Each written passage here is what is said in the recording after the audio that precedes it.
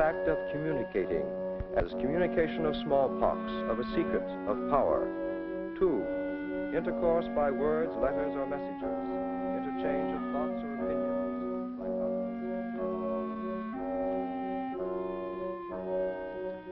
In the broadest aspects of communication, much work has recently been done to clarify theories and make them workable.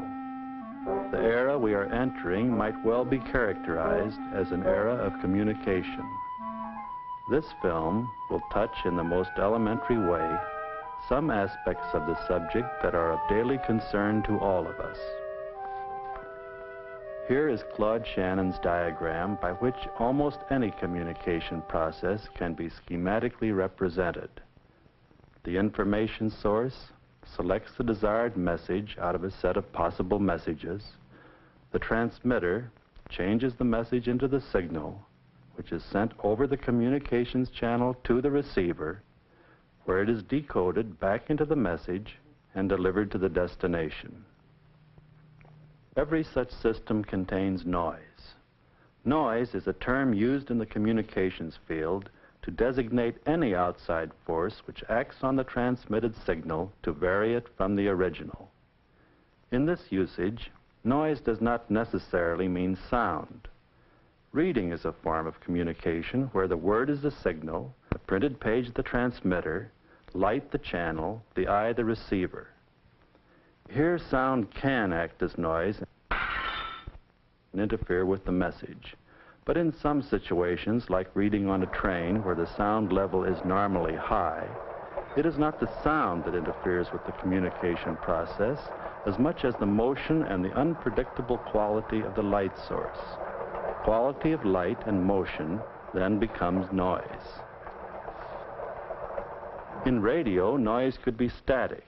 In television, noise is often the distortion of the picture through transmitting or receiving. In a typewritten message, the noise source could be in the quality of the ribbon or the keys, and we are all familiar with the carbon copies that keep getting progressively worse. If anything acts on the signal so as to vary it in an unpredictable and undesirable way in the communication system, it is noise.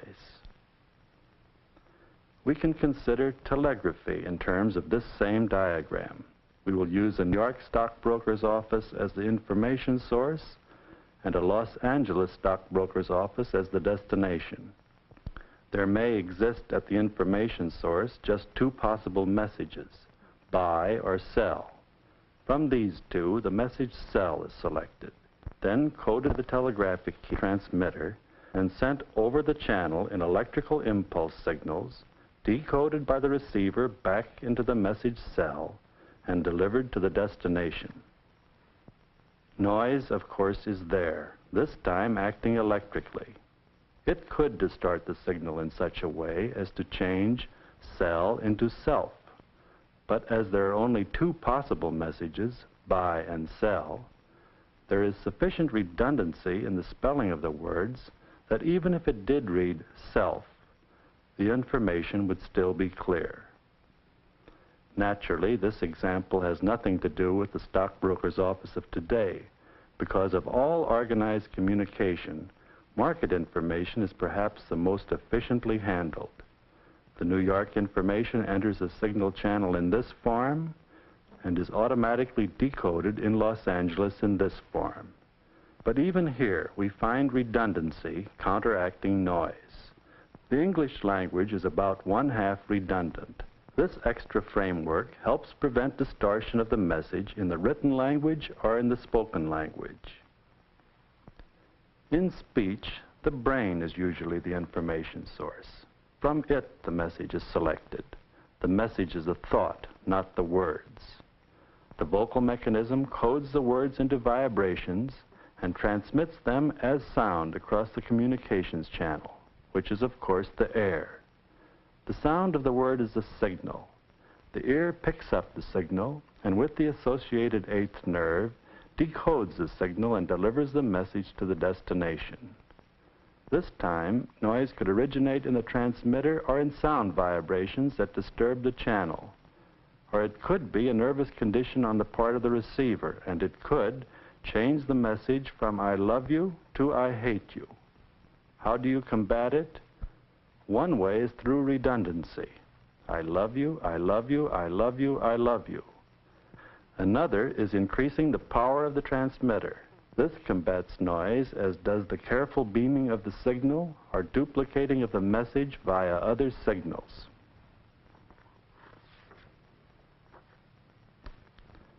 Now let's consider amount of information communicated. The message cell contained 1 bit or unit of information because it was a choice of 2 possible messages, by or sell. A choice of 2 gives 1 bit of information. This is the amount of information that one on-off circuit can handle at one time. It can be on or off. 2 bits of information is the amount 2 circuits can handle. There is a choice of 4 possible conditions: on-off, off-on, on-on, or off-off. 3 circuits can handle 3 bits, or a choice of 8 possibilities.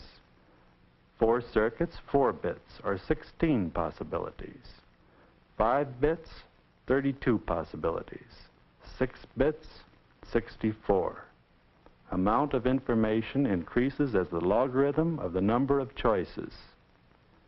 The message I love you to communicate information must also be a choice of other messages, because if the information source were so loaded with feelings of love as to be incapable of any other thought, then surely by the time the words I love you were spoken, no information was communicated at all. No information, yet previous experiences could make those 3 words convey great meaning. Source, message, transmitter, channel, message, destination. You could imagine the message being music and the transmitted signal being tone, or it could be applied equally well to writing or to smoke signals or to hand signals. But let's take painting as another example of a signal transmitting a coded message. Information source, mind and experience of painter. Message, his concept of a particular painting. Transmitter, his talent and technique. Signal, the painting itself. Receiver, all the eyes and nervous systems and previous conditionings of those who see the painting. Destination, their minds, their emotions, their experience. Now in this case, the noise that tends to disrupt the signal can take many forms. It can be the quality of the light, or the color of the light, or the prejudices of the viewer, or the idiosyncrasies of the painter. But besides noise, there are other factors which can keep the information from reaching its destination intact. The background and conditioning of the receiving apparatus may so differ from that of the transmitter that it may be impossible for the receiver to pick up the signals without distortion. In any communication system, the receiver must be able to decode something of what the transmitter coded, or no information gets to the destination at all. If you speak Chinese to me, I must know Chinese to understand your words. But even without knowing the Chinese language, I can understand much of your feelings through other codes we have in common. There are systems of communication where there is no redundancy and no duplication of the message. Here, knowledge of the code is essential. In planning 1 if by land, 2 if by sea, the fellow on the opposite shore simply had to know the code. But there are also many examples of times when the message has been conceived and the signal sent long in advance of understanding or acceptance of the code employed. In the case of Galileo or Socrates, it did not in time matter that the receivers of their time were not tuned to receive their signal. The ultimate transmission of such a message represents communication of a very complex order. Other high-level communication occurs in very different areas. A wave breaking on a beach brings a world of information about events far out at sea. It can tell of winds and storms, the distance and the intensity. It can locate reefs and islands and many things, if you know the code.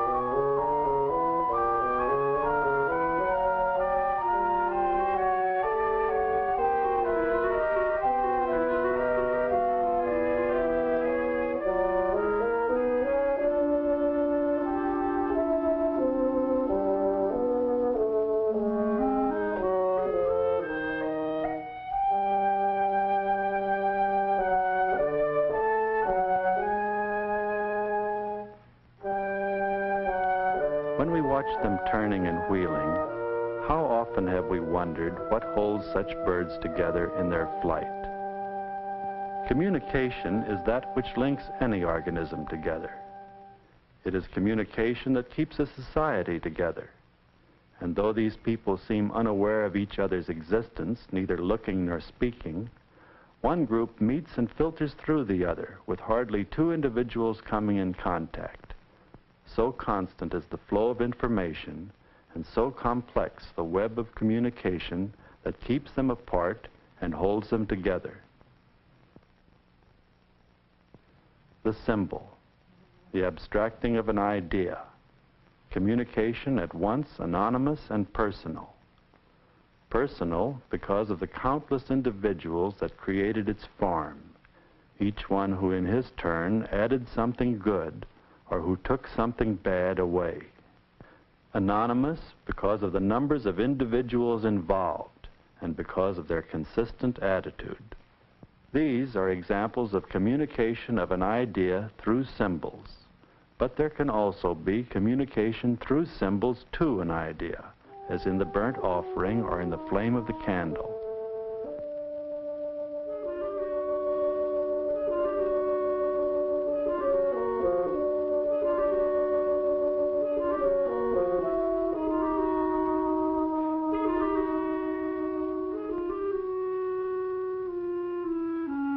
The use of flame as a transmitter in the communications channel is probably as old as man's first fire.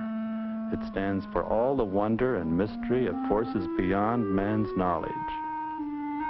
The star warning flags are part of a long evolutionary tradition of signals, but their beginnings were probably in basic reactions to color and form, basic enough to make their communications carry beyond the barriers of language and custom.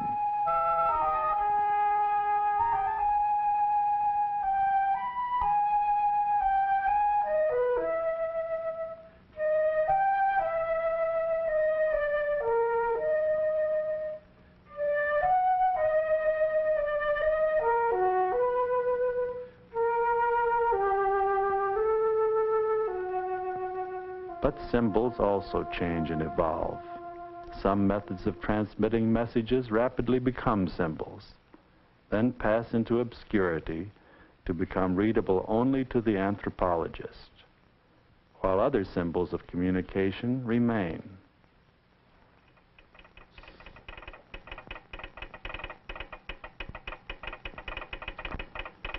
The message being transmitted here may be unlimited in the range and the subtlety of its ideas. Yet the method and the signal are such that they must be fed to the transmitter in a series of positive decisions. The system calls for the key to be either up or down. The code calls for a dot or a dash. The current flows, it ceases to flow, it flows. It is black or white. It is stop or go. On or off, one or none, go or no go, or black or white, as in this small area from a halftone reproduction in a magazine. The press that printed it is capable of printing but one color of ink at a time. In this case, black ink on white paper. In order to transmit the image, it had to be broken down to many points of decision, black or white. We know that such a limitation is not at all restricting if enough decisions are made. In this case, 500,000 decided points give fair rendition. 1,000,000 would be better. Conventional printing of color is no different except that with the added factor of color, 4 times the number of decisions had to be made. One set in yellow, one in red, in blue, and in black. Whenever added factors in a problem are recognized, the number of decisions necessary for the solution grows by large leaps. As theories and equipment and men develop, it becomes apparent that one sure way of handling multiple factors is to build a system that can handle each decision in its time. Men have long known the theory on which complex problems of many factors can be solved, but the number of decisions, the calculations necessary were prodigious, and not until the recent development of the electronic calculator could these areas be touched. The problem became one of communication between man and machine, between machine and machine, between machine and man. The chords are punched or not punched. Light passes or stops. And by this binary system, information is fed the machine. In a moment, we will hear sounds which are an actual product of a huge calculator. The frequencies are made audible to check its functioning and, in a way, feel its pulse. Here it is.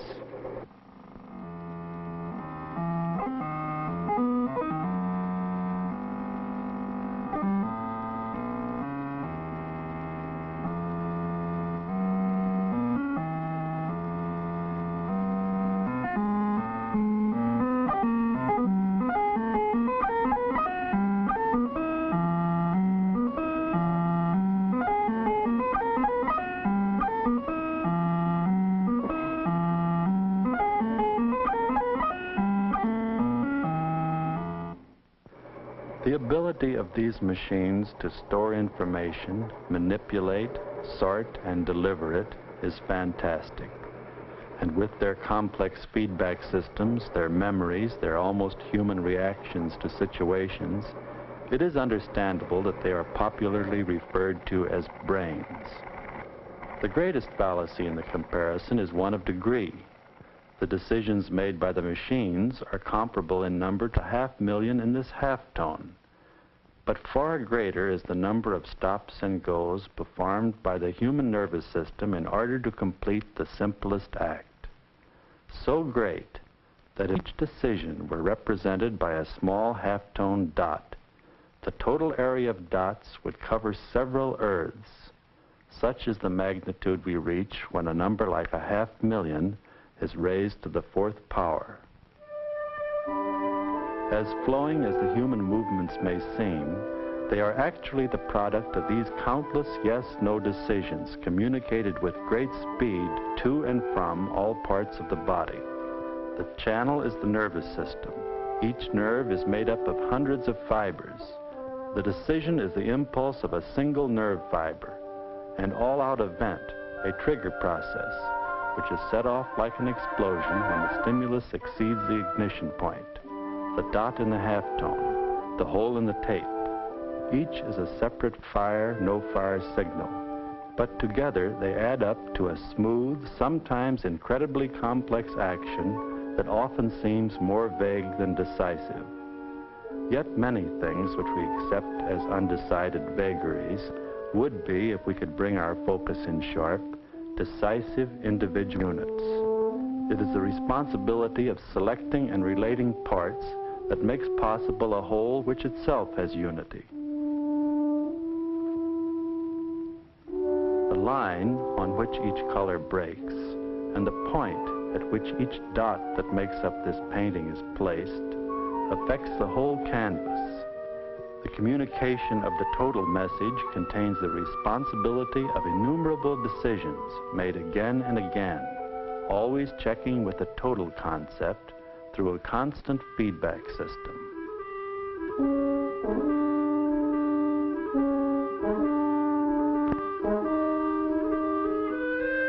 These elements of a communication system act together as one great tool. And though the tool may perform a complex task, it can never relieve the man of his responsibility. No matter where it occurs, no matter what the technique, communication means the responsibility of decision all the way down the line.